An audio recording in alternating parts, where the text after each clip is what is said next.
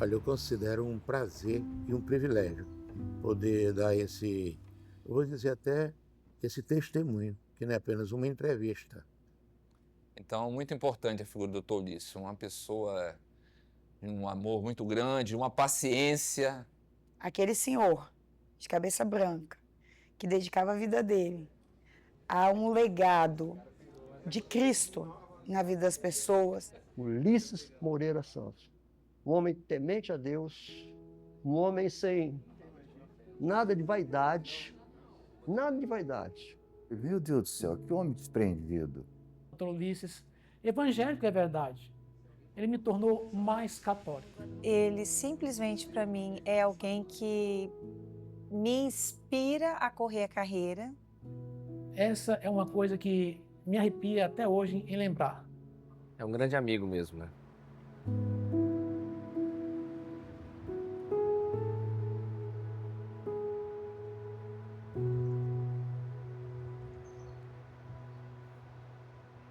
Com raiva do meu pai, eu tomei a versão, falar, Pai do céu. Quer saber, Pai do céu? Eu não me livro, eu rezo para ele, ele não me livra do colo lá na costa do meu pai. Não quer saber de Deus, não? Aí eu entrei para esse caminho de negação de Deus. E tinha uma pessoa que era ateia, eu também sou ateu, não quer saber, não queria mais Deus. Com raiva, aquela raiva do pai, né?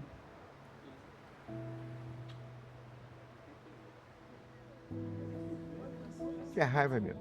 Tinha lá umas pessoas que eu evangelizava minha mãe, levava a Bíblia e tal. E eu também tomei raiva da Bíblia também, porque eu com 14 por anos aí, meu pai adoeceu, foi para Guarapari para colocar as pernas na areia preta, para melhorar a polineurite dele por causa de álcool, bebida alcoólica. Aí eu fui lá. Aí a mamãe arranjou uma Bíblia, ela pegou uma Bíblia do padre, escondido, foi lá na casa do padre, pegou uma Bíblia, o padre, não pode não, deixa a Bíblia aqui. Ela pegou, deixou o dinheiro debaixo da coxa, ele levou a Bíblia, falou, Pablo, não roubei não. Mas agora, por que eu faço o seguinte? Biografia de Freud, com Philip, etc. Aquela, a vida de Freud. Freud é o seguinte, ele tem neurose, o caso de Ana O, o que era? E lá em Guarapari, todo mundo no verão, né, passeando, jogando. Nós tínhamos um campinho, nós jogávamos bola. Eu estava jogando bola, vinha empregado. Lice, sua mãe está chamando lá. A mãe chamava naquela época, a gente ia, ninguém desobedecia a mãe. Mas agora está na hora do jogo, meu time está perdendo, tem que jogar. Eu ia falar, o que é, mãe? Senta aí, meu filho. Lê para mim aqui, Bíblia. Lê Daniel na Cova dos Leões. Eu li aquilo, papai, lia depressa. Fechar tudo. Não, você leu muito depressa, não entendi não. Lê outra vez. Aí eu li outra vez. Daniel na Cova dos Leões, Daniel na Cova dos Leões, Daniel na Cova dos Leões. Eu li tudo. Eu tô jogando bola, eu tomei raiva da Bíblia, então eu falei assim, eu vou esconder essa Bíblia da minha mãe. Eu escondi a Bíblia da mamãe, ela achou. Me deu, pegou o perolê, seu moleque safado e tal. Eu comecei a ter raiva da Bíblia, porque a Bíblia já veio o prazer de... Tá lá, lê, já sei, lê Daniel na Cova dos Leões. Chegava lá, dava outra vez.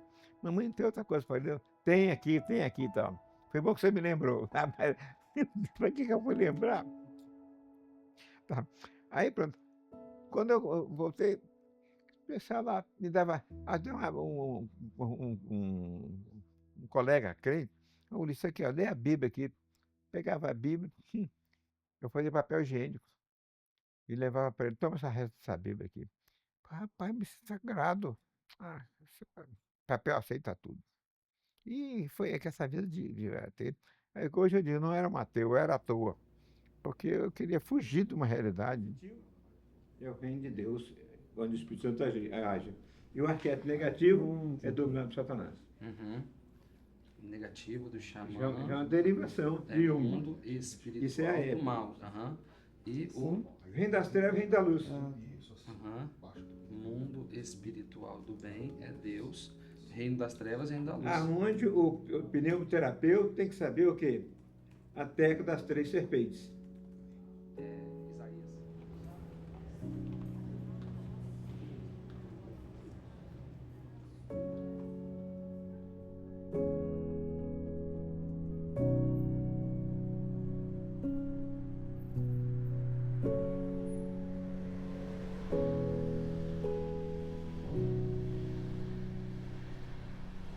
Mas aí, e como eu gostava muito de baile, dançava e tudo, eu estava num baile, até isso aí é uma história muito delicada, porque envolve pessoas.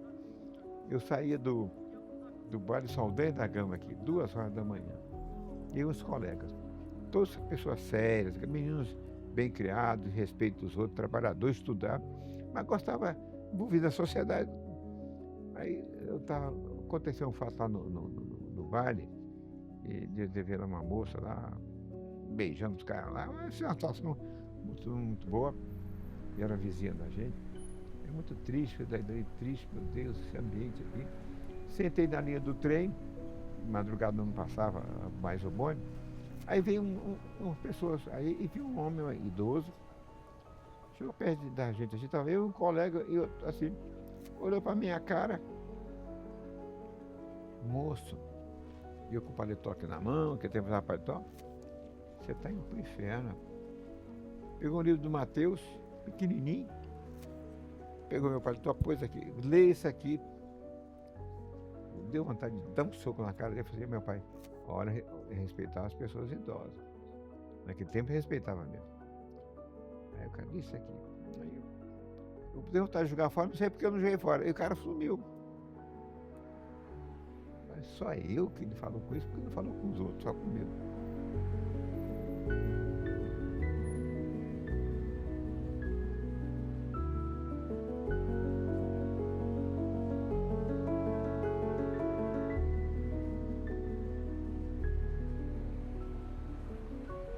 Aí fui para casa, deitei, dormi. No outro sábado, eu fui num outro baile, no outro local, no bairro lá. Deu uma confusão, agora deram uma facada num rapaz lá e tal. Falei, meu Deus, que confusão isso aqui. Aí eu fui para casa deitar, até o meu irmão assim deitado na cama, que hoje era engenheiro, e eu deitado aqui. E o paletó meu pendurado lá. Eu estava ali pensando, meu Deus, que confusão, quase que matou o outro lá. E a gente bebia as coisinhas lá. Eu falei. Aí eu vi o paletó e vi o livrinho. Eu falei, fui ler. Aí deu outro. Vinde a mim todos que estáis cansados e sobrecarregados, eu vos aliviarei.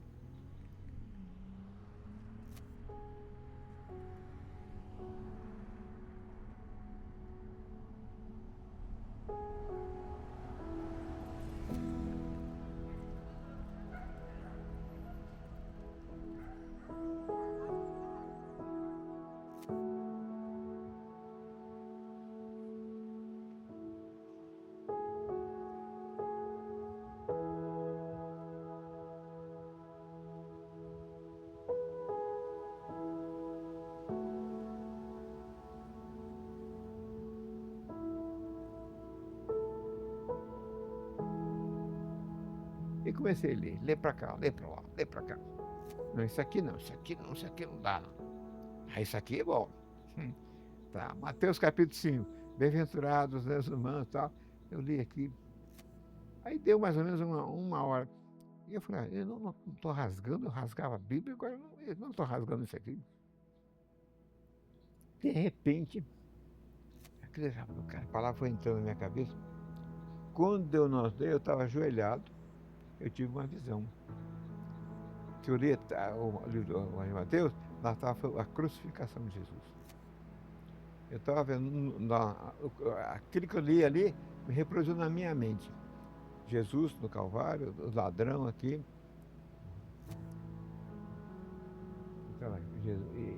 Jesus, Nazareno, rei dos judeus. E aquela plaquinha, que eu vi aquela plaquinha que está na escritura, né? Que Pilatos mandou escrever, né? Escreve, Jesus, né? Jesus, Nazareno, rei dos judeus. Aquilo ficou, aquela plaquinha, rei dos judeus. Eu falei, bom, se Jesus for rei, eu quero segui-lo. Mas se for um palhaço, vai pro circo. Estava revoltado. Mas li o evangelho e ficou na cabeça. E dormi, levantei correndo de manhã cedo para encher para o colégio. Cheguei a pegar, Ulisses, o que é com você? Tá esquisito. Falei, eu? Fui lá no espelho, olhei. Não, tô rosto. O que tá vendo? Cheguei no colégio, o professor Ulisses, cara, você está acontecendo alguma coisa com você? Eu, não sei nada, não. No domingo, fui jogar bola, lá, eu jogava muita bola, tinha um time, né? O técnico falou, Ulisses, vem cá, o que está havendo com você? Nada. Meu Deus, o que é? Eu tô só... Aí depois veio na Bíblia, tô entendendo. Eu rasgava a Bíblia, agora eu tô lendo a Bíblia toda hora que eu posso, eu tô lendo a Bíblia. Aí eu pedi uma pessoa, tinha um colega de turma, que ele era pastor, muito sábio, calado. Quando ele percebeu que eu cheguei lá assim, que eu falei, pastor, você é pastor, né? Sou pastor. Esse negócio de Jesus morreu na cruz, como é que é isso? Ele falou, não, você quer ler? Eu queria ler uma Bíblia. Aí eu falei, eu vou te dar uma Bíblia. Mas eu sou católico. Aí ele foi lá, pegou a Bíblia católica, 4 volumes, e me deu. E me explicou. Só que ele marcou a Bíblia com folhetos e com direitinho. Então eu ia passando a Bíblia, tudo estava marcado, eu ia lendo marcado. Quer dizer, ele preparou tudo direitinho. Então, aí eu comecei a ler a Bíblia e falei, mas meu Deus, mas tão maravilhoso esse negócio. Aí eu não sabia que eu tinha aceitado Jesus naquela noite. Mas mudou minha vida completamente.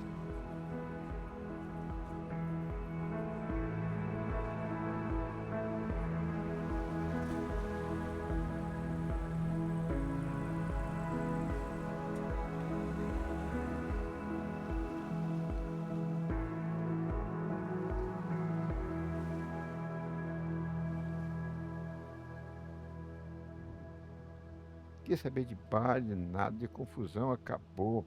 Aquelas coisas, doideiras, malucas, bebida alcoólica, nada, cigarro, acabou tudo. Aí, quando foi no mês de agosto de 1953, eu estava com 18 anos, para 19. Aí passou um tempo, esse colega meu falou, eles vão lá na igreja lá um dia fazer lá o coral cantar. Eu fui, quando chegar lá, vi uma pregação, contando a experiência dele, eu tive essa experiência. Quer dizer, eu me converti fora da igreja, não foi da igreja.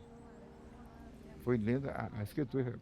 Quer dizer, o homem, o mandado de Deus, só três caras lá saindo do baile, só eu, que eles falaram que eu ia para o inferno. Depois parecia que ele podia aparecer na minha vida para agradecer a ele. Então, aí eu fui para a igreja, comecei a ouvir o evangelho, tinha um cara com a escola dominical, fui vendo ali, acabei entendendo as coisas lá. Quando eu li a conversão de Paulo, então, falei, tem que ser uma transformação. Aí fui aprendendo o evangelho. Então eu fui confirmando na palavra que eu tinha uma espécie de salvação, que eu entreguei para Jesus. Só que eu fui muito mal criado com Jesus. Se tu és rei, eu quero te seguir. Mas se é um palhaço, vai para o circo. É o jovem, assim, hoje eu entendo o grito da alma de um jovem. Quer dizer, então, por isso, na época, não censurar, né, não discriminar e ajudar as pessoas. Né? Porque uma oração dessa é de maluco mesmo.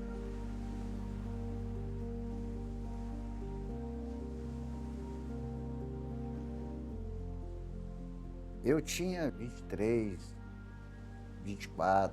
anos. Tinha acabado de sair da Marinha. Em 73, eu e mais um grupo que eu denomino os 10 leprosos, porque nós éramos um grupinho de malucos.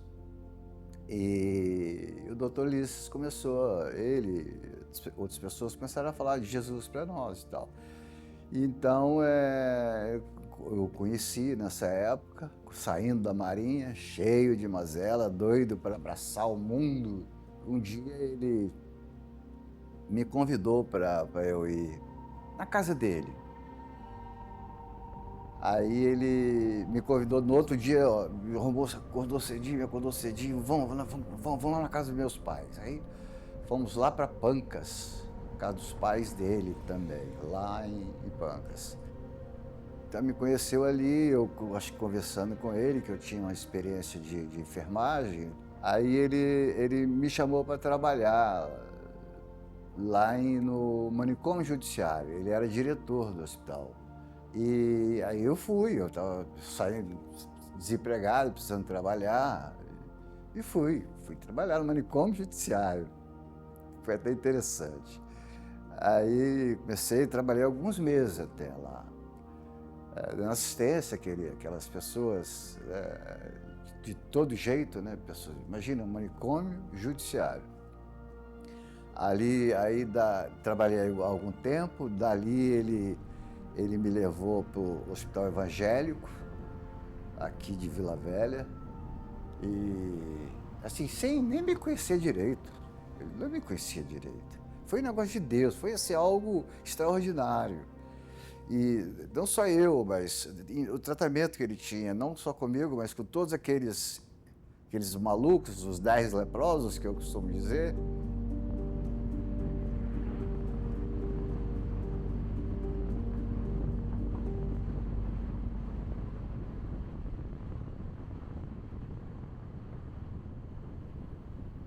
Daquele encontro ali, daquele conhecimento, aquela amizade, aquele relacionamento, né, entre nós, que despertou, assim, em mim o anseio de conhecer esse Jesus.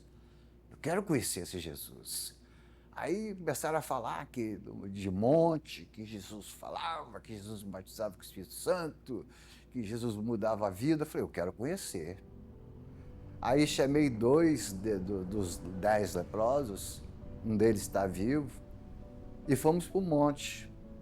Aí levamos um violão, levei a Bíblia e levei uma outra coisa que eu não quero dizer aqui o que era, e coloquei assim e comecei a orar. Falei, Deus, a nossa é isso aqui.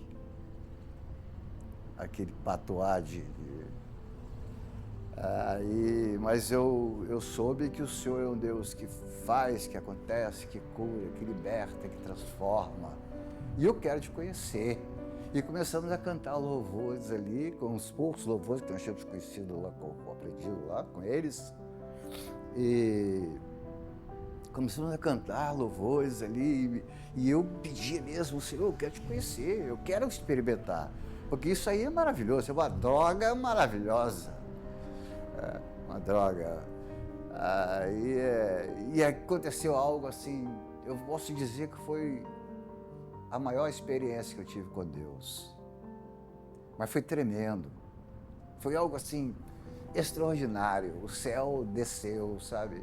O Espírito Santo veio e me abraçou, eu chorava, eu pulava de alegria, e chorava, e cantava, eu não sabia se chorava, sabe? Se cantava, e pude conhecer aquele Deus maravilhoso, sabe? Foi algo assim extraordinário. Então, ali houve assim, realmente uma mudança mesmo, radical, assim, um caráter. Hoje eu sou oficial de justiça aposentado, graças a Deus. Estou firme no Senhor, sou presbítero da igreja, e tudo isso eu agradeço mesmo a Deus em primeiro lugar e as pessoas que Deus colocou na minha vida, como o Dr. Ulisses.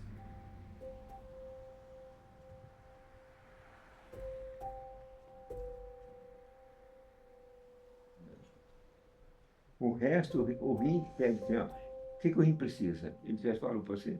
Vou te fazer um segredo. O rim precisa tomar muito líquido durante o dia para poder vir fazer a urina. E na urina carregar o que não presta para fora. E o que presta fica no sangue. E do sangue vai para onde? A todos quantos recebem Jesus, Deus dá um poder de ser transformado em filho de Deus. Aí vem o sendo claro, criatura de Deus, todos nós somos criatura, mas filho de Deus é aqueles que recebe Jesus no coração, e o Espírito Santo entra, ilumina. Então a gente tem agora o Espírito de Deus nele.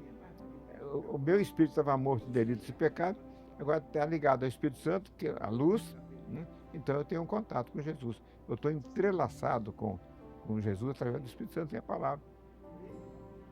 Essa parte eu gostei. Então agora eu sou um filho de Deus. Eu não sou só criatura, eu também sou filho. Então eu tenho uma identidade no reino de Deus.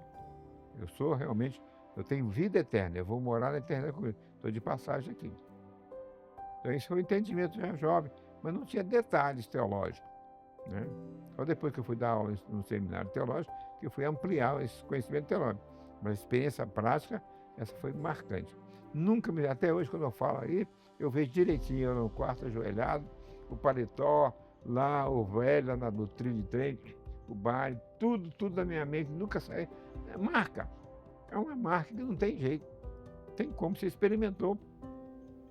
Não ouvi dizer, por isso que eu me preocupo muito, que todo terapeuta tem que ter uma experiência, uma identidade como filho de Deus. E muitos lá não têm. Chegam lá, depois mesmo, aí eu aceitei Jesus, aí batizei, e realmente eu fui regenerado. Aí regenera lá. Aí, porque tem uma identidade. Aí sim, aí o poder de Deus vai se aperfeiçoar na fraqueza dele. Ele vai ter no consultório fazer coisas que, quando chega um ponto que a ciência dele não dá conta, ele sabe que tem o Espírito de Deus agindo nele e a palavra. E é mesmo como eu digo para alguns médicos, quando faltar ao médico o bisturi e faltar o comprimido, o remédio, ele tem a palavra para consolar, para ele ficar com autoridade. E o terapeuta também. Quando faltar as técnicas, que não der mais jeito, a intercessão, a oração, saber que a intervenção do amor de Deus na vida do nosso cliente. E Deus tem feito maravilhas nessa área. Que o terapeuta do fim, que eu chamo, é esse que tem o conhecimento não só da psicanálise clássica, de Freud, de Jung, de Lacan, né? De diversos grandes teóricos aí.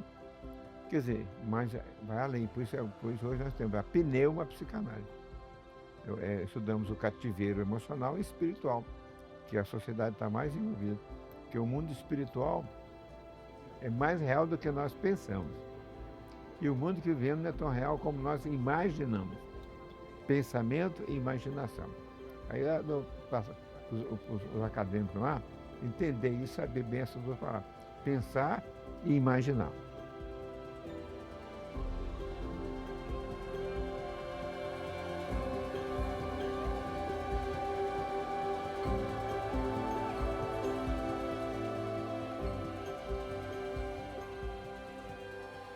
Tem as frases emblemáticas, né, que ficam guardadas. O mundo espiritual é mais real do que nós imaginamos. E o mundo em que vivemos não é tão real quanto pensamos. E tudo que está em torno dessa frase, né, é uma coisa extraordinária. Ele fala bem assim, um sorriso e um glória a Deus. Está com problema? Um sorriso e glória a Deus. Ele fala da terapia do riso, a importância da terapia do riso, o quanto que isso tem impacto positivo no nosso sistema nervoso central.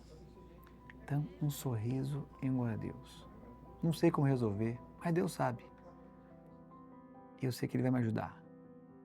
E se o problema persistir? Glória a Deus. E mais um sorriso. Então, essa capacidade de sorrir diante das circunstâncias, apesar das circunstâncias, é uma aprendizagem extraordinária. E os traumas, né? Trabalhou muito bem os traumas privados. Então eu falo, pensa nisso aí. Se a gente falar assim, escola junguiana, o que significa, o que caracteriza uma escola junguiana? Os arquétipos, né? Você está falando com o Ivan sobre o arquétipo xamã. 19 anos de idade eu me converti, aí fui evangelizar meu pai. Eu trabalhei com ele, evangelizei e tal, ele se aceitou Jesus. Eu sepultei meu pai. E antes eu balsamei meu pai, porque tinha que estar em outra cidade, quer dizer, eu chorando lá, mas eu tive que fazer a autópsia dele e preparar para ser sepultado lá. Fiz o sermão no fúnebre dele, preguei o evangelho, contei a conversão, como é que se converteu. Tudo foi uma bênção o sepultamento dele. Mesma coisa eu fiz da minha mãe. Eu preparei o corpo da minha mãe para ser sepultado, balsamar, e chorando, mas depois eu fiz também o sermão da minha mãe, muito conhecida, parteira de anos na cidade, e muita gente no cemitério. Aí eu fui lá e preguei o evangelho e muita gente aceitou Jesus.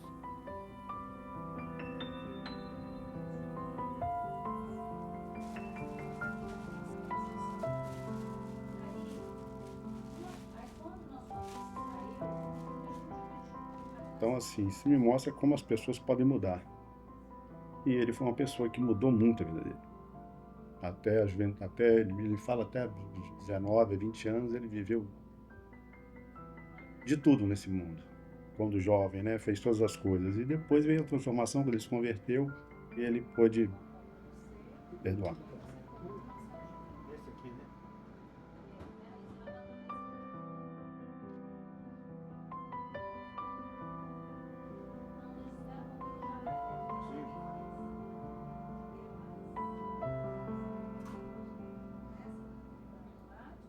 E aí ele mudou a vida dele radicalmente.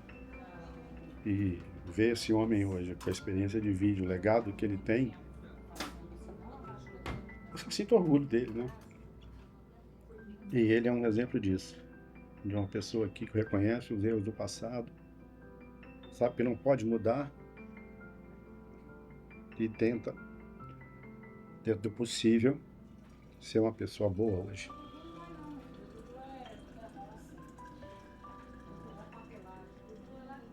E nós vivemos um mundo assim tão difícil, de pessoas que se dizem cristãos, com índole duvidosa aí. Mas tem pessoas como o Dr. Ulisses, que faz com que você continue acreditando, crendo que existe um Deus Todo-Poderoso, um homem cheio do Espírito Santo, um homem que ora com o seu paciente no final das consultas, um homem acessível, com essa autoridade, completando agora 90 anos, dando aula.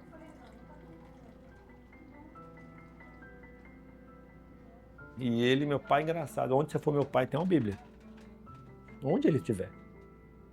Porque dali mesmo ele já sabe que dali ele vai tirar tudo que ele precisa. Mas tem uma Bíblia. O resto é fácil. Ele sempre mostrou isso pra gente. Onde você estiver em dificuldade, leia a Bíblia. É mais fácil isso aí ou fazer uma cultura de ensaio?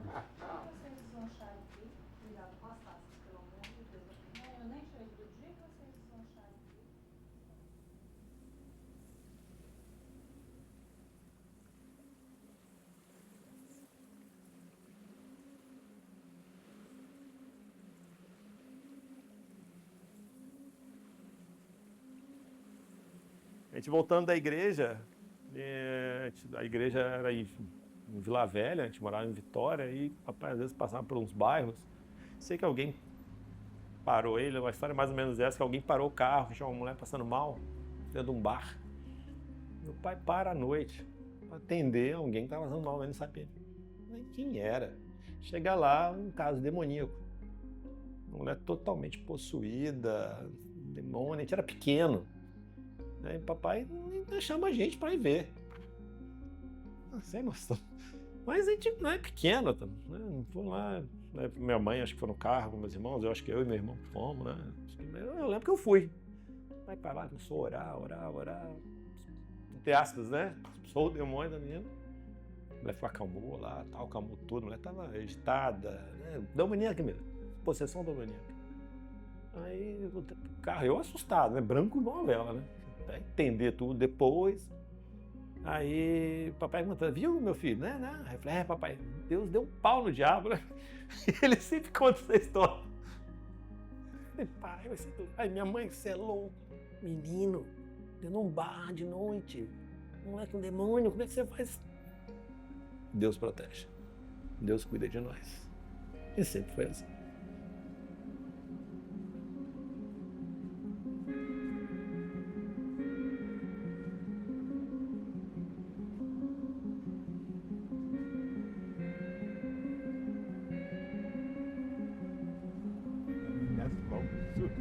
Onde eu morava numa casa grande, né? Falar da vida do meu pai é uma coisa assim muito de orgulho, né? Porque primeiro foi quem me criou, me fez, né? Junto com a minha mãe.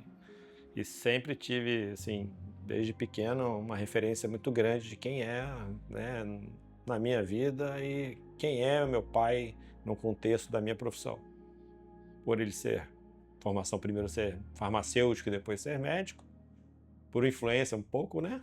Eu segui da área da medicina, não fui para o mesmo lado, né, da área médica que ele escolheu, né? Fui para uma outra área mais específica, a área da cirurgia, mas sempre guardei, né, os princípios que ele sempre nos ensinou desde pequeno.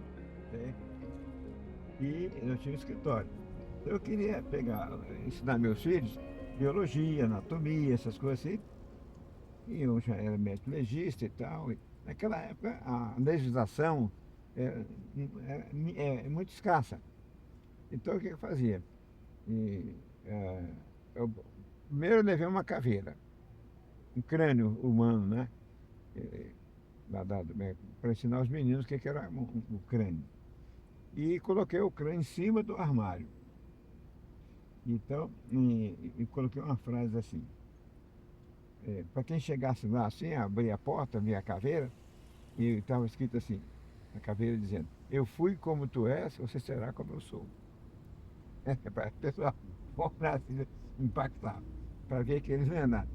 Depois, eu peguei um esqueleto inteiro. Uma cabeça, tronco, membros, tudo pronto. E já tinha na escola de medicina. E pendurei lá no meu escritório. E ensinei para os meninos estudar anatomia assim. Aí, quando os meninos queriam fazer a brincadeira, chamavam os meninos, os vizinhos, iam para lá, assim à noite. Ficava batendo papo na sala, de repente, o Ulisses, o Roberto, a Andréia, a Norminha, vamos ali no escritório fazer um negócio lá, com a luz apagada. Quando eles entravam, um deles acendia a luz, a pessoa esbarrava na cadeira. Mas foi pouco tempo, mas foi engraçado, não, William? E os gritos? Não é o grito, né? O problema naquela época, você tem um esqueleto humano dentro da sua casa. Era impensável, né? Mas eu levei logo para lá, eu tinha que cuidar da caveira, do esqueleto humano, né? Mas você está tratando dos garotos, dos amigos dele até hoje, né? Não, porque a gente ia pegava o cadáver, né? Então já tá aquela alçada e tal, lá, e juntava cabeça de um, perna do outro, jogava lá como quase fosse lixo naquela época. Então aí pegava e ia fazendo, montando lá com o arame e tal, e fazia direitinho uma caveira humana, com tudo, com os ossos ligadinhos, e eles aprendiam então a anatomia, né? Não, mas eu tô falando assim, depois desse susto, o senhor tá tratando esses garotos, os amigos dele até hoje, né? Não, nada disso. 60 anos de terapia para tirar o medo do trauma. Não, mas já era adolescente, tá? O menino de 12 anos. Isso aí era o Ulisses. Era brincadeira, mas essas brincadeiras, sabe? Eles gostavam, depois eles gostavam. Queriam ver a caveira. Com 5 anos de idade, papai já tinha uma casa na entrada da cidade, poucas casas, e veio um médico da assistência ali de Belo Horizonte, Dr. José, para ser médico da cidade. Eu não tinha médico lá, na cidade. E ele ficou na casa, minha mãe hospedou esse médico. Então a casa era grande, tinha uma sala grande, ele fez consultório ali. Ali ele examinava as pessoas, dava remédio, dava injeção e tal, direitinho, fazia alguma suturazinha e tal. E aquelas coisas mais grandes, algum problema maior, ele mandava para Colatina, município maior. E ele então conquistou a cidade, um médico muito bom, paciente. E ali, e a mamãe dizia assim, de vez em quando eu curioso, né, 5 anos de idade, eu passava pela porta, entrava lá e ficava lá vendo. Menino, não, para o médico, não, vem para cá, minha mãe me puxava. Depois que ele acabava a consulta das tardes, eu ia para lá, doutor José, aí tinha lá aquelas seringas lá, eu falei assim, eu posso ver dando injeção nos outros, né, um monte de injeção assim, eu vi aquilo ali, achava interessante. Então, eu falei, como é que eu aprendo isso, né? Eu era curioso, eu sempre fui curioso. Ele falou, você pega um limão, que eu vou ensinar você a dar injeção. 7. E agora eu tenho uma escola de psicoterapia para médicos, né? Quântica, da física quântica. E eu fui pescador no Ministério da Saúde no tempo, para ter o curso. Eu já rodei esse Brasil, o mundo. Tem bagagem, né? Então, O que você tem para falar da medicina? Tem muita bagagem. Medicina é um sacerdócio. Medicina o médico, a vida é muito curta para o médico que serve bem o ideal. Muito curta. Quando ele vê, chegou 90 anos. Né? Mas aquilo que nós fizemos pelos outros, pacientes, atendimento, às noites, né? Eu peguei um limão, laranja lá, ele pegou, encheu de água e foi na aranha. Ele falou, então deixa eu fazer. Eu falei, não, eu vou te dar uma seringa, você vai tratar das bonecas das meninas. Agora você enche de água mas eu vou tirar a agulha, vai sem agulha para você não machucar. Mas eu queria com agulha. Então não, aí eu comecei a tratar, né? Era o médico das bonecas. Eu estava lá, tá doente sua menina? Tá. Tudo que ele fazia lá, eu fazia, perguntava, tá doente? Então vem cá que eu vou te sarar. Aí pega a seringa, tá na boneca. Deixa ela aí que ela vai passar a dor e tal. E assim, eu comecei a... Eu nem acho que uns 5, até uns 10 anos de idade, eu tratava das bonecas lá, todo mundo. E meu irmão fazia carrinho para fazer estrada. Ele tornou-se engenheiro e eu vim para a área da biologia. Naquela época lá, era doutor das bonecas. Eu consertava as pernas da boneca, punha a tala, porque eu vi ele colocar nos outros, tudo que ele fazia, eu ia fazendo nas bonecas, fazia. Um dia eu quis fazer um cachorro quebrou uma perna, eu quis fazer. Falei, não, menino, faz isso não, deixa que eu faço. Eu queria fazer do cachorro, com a perninha machucada, acho que não sei se passou um carro de apoio em cima da perna dele. Então, é assim. E isso aí eu não sabia que no futuro eu nunca imaginei ser médico. Só gostava de fazer aquelas coisas de médico. Com 5 anos de idade. Eu ficava injeção, tratador. Eu 5 anos pegava a seringa dele, né, e tirava a agulha para mim. Eu ia usar a seringa da injeção das bonecas da minha filha. Era uma brincadeira. Quer dizer, ficava tornando médico.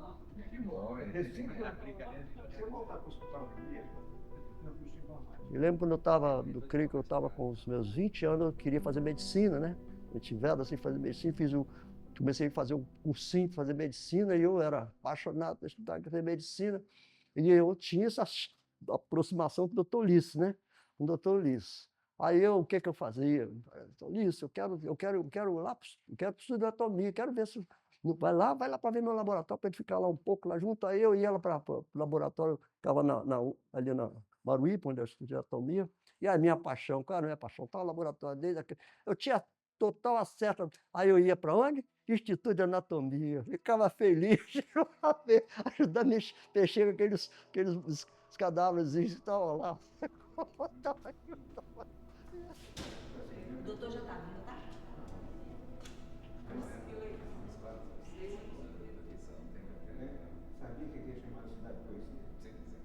Eu, quando estudante de ensino, hoje em dia é ensino fundamental, né? Ensino médio, na minha época era ginásio, né? Eu, com ginásio, meu pai falou assim, você vai trabalhar. Eu tinha 16 anos. Eu falei, pai, eu vou trabalhar? Não, você vai trabalhar, você não tem que trabalhar. Então, não, eu vou fazer o quê? Não, você não está lá na escola onde você estuda, no colégio chamado Americana, que é um colégio antigo, famoso em Vitória. Você não faz aula de patologia clínica? Né? Faz aula de patologia? Faço. Então, lá na Imescan, onde eu dou aula, eu tenho um laboratório de patologia clínica que eu preparo os meios de cultura. Eu vou botar para você trabalhar lá dentro. Você vai ter essa carteira assinada, você vai trabalhar e aquilo que você faz lá no colégio é a mesma coisa, só que lá na faculdade é num sistema diferente. Lá você aprendeu como faz, aqui você já vai treinar o que você fez e ao mesmo tempo você já vai estar dentro de um ambiente de faculdade para você entender, mas você vai ter que ter de trabalhar depois da sua aula. Você acaba a aula, se de manhã, de tarde, você vai vir para a escola. Você vai estudar aqui dentro e vai trabalhar. Eu comecei a trabalhar dentro da faculdade.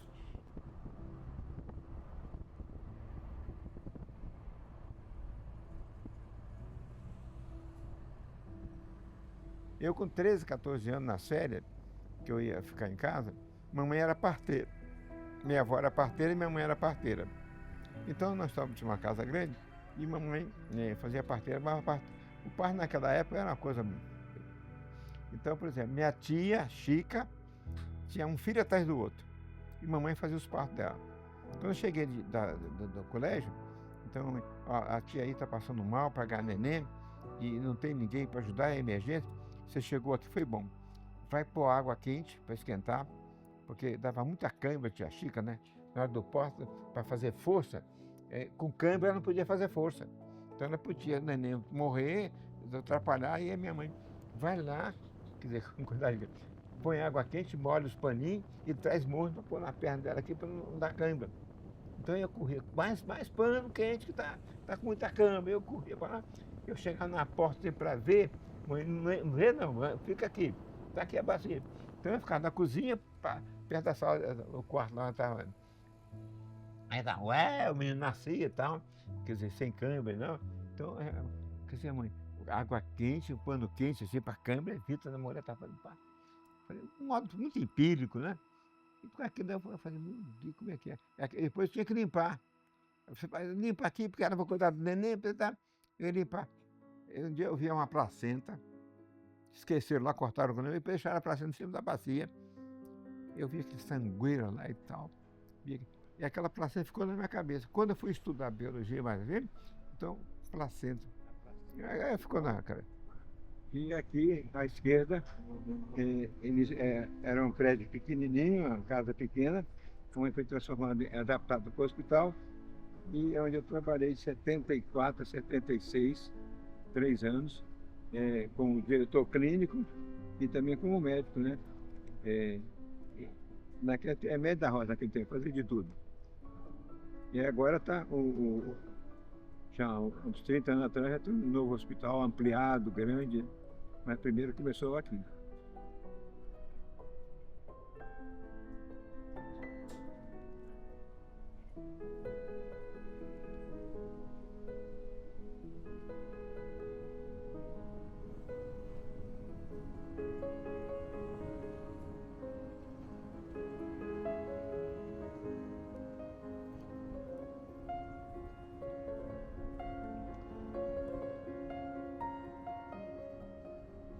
Depois, como eu já sabia aplicar a injeção, né? Então, a mulher está com dor de parto e o neném, o útero não está contraindo. Chama o Ulisses lá para aplicar a injeção para poder contração de útero. Eu chegava e ficava na mulher, a mulher na cama lá com as pernas assim e tal, aplica aqui e vai embora, né? Depois, quando eu estava já na faculdade, não, agora você pode ficar para me ajudar no parto. E eu ajudava minha mãe, tá só olhando ali. Aí tem um parto que marcou a minha vida, marcou. Eu cheguei no dia 31 de dezembro de 1955 ou 56, não lembro bem. Eu ia dar com meu pai na roça. Aí chama, seu Zé, meu pai, o senhor pode levar a dona Antônia, a minha mãe, que é a parteira. Minha mulher está passando muito mal, assim. Meu pai é muito bom, para fazer tudo filantrópico. Ele não dá. Foi minha mãe, a mãe, Ulisses vai me ajudar. Você agora vai ser doutor. Coitado da minha mãe. Aí mandamos com o jipe lá uns 5 quilômetros, depois parou o jipe na rua, chovendo, 31 de dezembro, 10 horas da noite. E tinha que andar mais quase 1 quilômetro, mata dentro, na roça, para chegar lá, uma taperazinha, uma mocinha de 17, 18 anos, casadinha de novo, primeiro filho, difícil passagem, e chegamos lá, casa de barro, né, barro batido.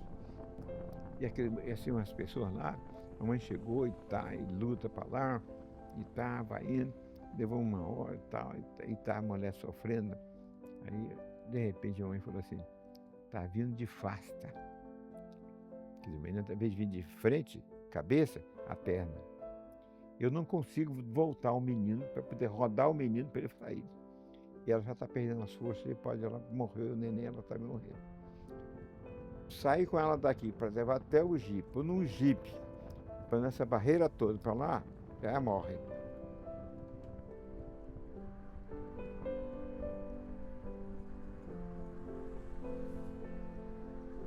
De repente, eu estou lá, pensando assim, né? Aí eu não tinha nada eu já era crente. Aí, vi minha mãe ajoelhada lá na cozinha e fez a oração. Como é que é? Ajuda-me, Senhor. Minha mãe não tinha nada de crente. Eu era crente, mas ela estava lendo a Bíblia ainda. Aquela coração. Falei, o que é isso? Fazer parto com coração. Aí voltou, virou o neném nasceu. Então aquilo ali me chamou a atenção. Tem hora que a medicina vai até um ponto, mas a fé é que tem que agir. Porque se Deus não... Como? Naquele lugar, naquela palhoça lá, tá? O neném nasceu. Nasceu, tá lá e tal, cuidando. Quando esse menino fez 15 anos de idade, a mãe veio trazer para conhecer a parteira e o filho da parteira que estava lá ajudando. Porque eu já era médico na minha terra. Já. Então eu vim conhecer ele. Aí eu fiz o parto do filho dela. Quer dizer, eu ajudei minha mãe a fazer o parto dessa mulher, depois eu fiz o parto da menina que nasceu. Que casou e teve o filho, foi eu que fiz o parto no hospital. Então, quer dizer, isso me marcou.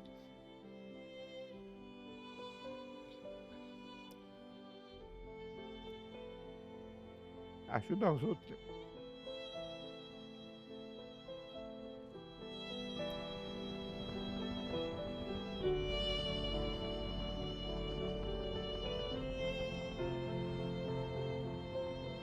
E assim, quando eu cheguei na EP, eu nunca imaginava, né, o que era psicanálise, o que era isso. Eu nunca imaginei estar aqui nesse lugar hoje. Principalmente sentado aqui, principalmente sentado falando tudo isso. E aí, a gente começou a trabalhar, eu simplesmente joguei tudo pro ar, falei, Aline, ó, vou seguir lá o caminho do Dr. Luiz, vou pra EP. Sem expectativa nenhuma, nada. Mas foi pra EP, porque eu aprendi a amar por conta do Dr. Luiz. E foi muito engraçado, porque eu comecei a chegar perto da minha formação, e aí eu lembro que tinha que ter um nível superior, né? Tinha que ter uma graduação. E aí eu me lembro como se fosse hoje, tá? O Dr. Luiz falou para a equipe, falou, olha, paga a faculdade do Wander. E a gente que veio de uma vida que nunca ganhou nada, a gente não sabe ganhar. A gente não sabe ganhar. E aí eu fiquei assim, constrangido no nível, assim. E eu não sabia como agradecer o Dr. Luiz. Como você agradece? Primeiro você tem que aprender a ganhar. E depois que você ganha, como que você agradece? Eu me lembro que um dia eu sentei do lado dele, eu rodeando, tentando... O que eu vou falar com ele? E aí eu sentei do lado dele e falei assim, ó, Dr. Luiz, quero te agradecer pelo que o senhor está fazendo comigo. Porque na minha família, era o único que não tinha faculdade. E aí ele virou e falou assim, não me agradece não. Você vai fazer por alguém a mesma coisa depois. E é interessante que toda vez que alguém entra na EP e começa a demonstrar esse desejo, e aí junto com o desejo vem uma dorzinha, eu falo assim, calma que a gente vai resolver. Todas as vezes que a gente passa alguma coisa, que tem que acolher, que tem que pegar, tem que cuidar, eu me lembro do Dr. Luiz. Porque por conta dele hoje eu sou um terapeuta, sou um psicanalista, hoje eu cuido de famílias, que é o que eu quero.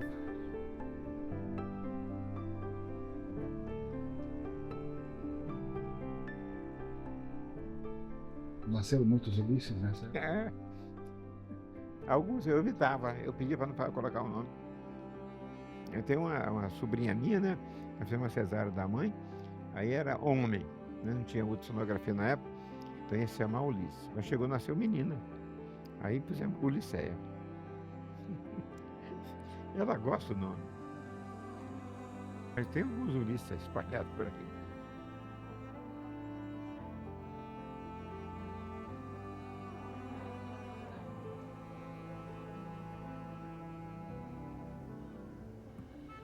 Doutor Ulisses Moreira Santos, bem lá atrás, ele estudou no Colégio Americano, que ele é daqui do nosso estado.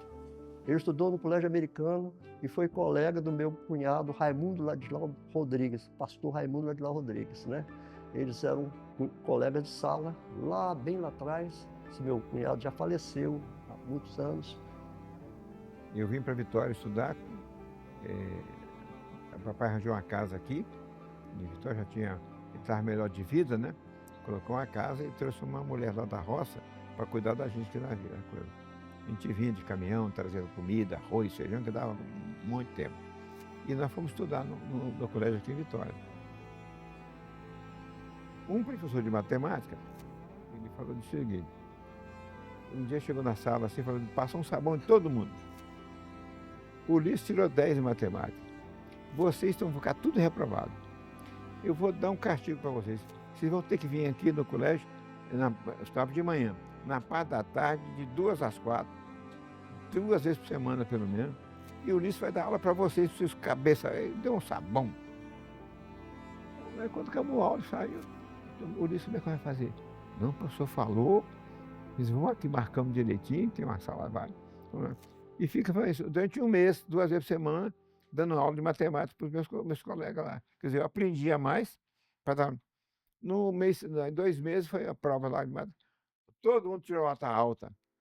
E chegou na sala o professor Van Dijk. Que negócio é esse? Todo mundo, vocês não colaram, eu não deixo colar. Mas nós aprendemos com o Ulisses. Como? Aí você não mandou a gente vir para o colégio aqui para ele ensinar para a gente? Eu não mandei ninguém, não. Que é isso? Que história é essa, menino? Ele nem lembrava. Ele estava tão... Você, professor, o senhor mandou, o senhor falou que para eu vir ensinar. O senhor nem me falou, eu obedeci. Ulisses, você veio aqui, vinha todo dia depois do almoço, a gente vinha para cá, 2 vezes por semana, e esse daí o pessoal pegou e está todo mundo afiado na matemática. E eu que ganhei, porque eu ensinando, eu aprendi. Aí depois, quando chegou no curso científico, o professor de física sabia que eu era bom de matemática. Fez a mesma coisa. A turma estava ruim de física, você vai dar aula de física para ele. Mas professor, você vai dar aula para ele. Ele fala assim, eu vou passar um problema que ninguém resolve. Ninguém resolve. Vocês não vão conseguir resolver. Vocês podem chamar engenheiro e tal, que não vai resolver. Mas vocês vão estudar porque vocês vão aprender com esse problema. Aí a turma, Ulisses, que vão fazer? Aí juntava com a turma aí lá e não conseguia resolver o problema mesmo. Não, tal. Mas recapitulava a física toda. E isso foi primeiro, segundo, tal. Quando eu saí do colégio aqui, né, eu também já gostava muito de química. Então eu passei a ensinar meus colegas química, física e biologia. E ele é muito, como é que eu posso dizer? Ele é um grande orientador. Ele é um grande líder.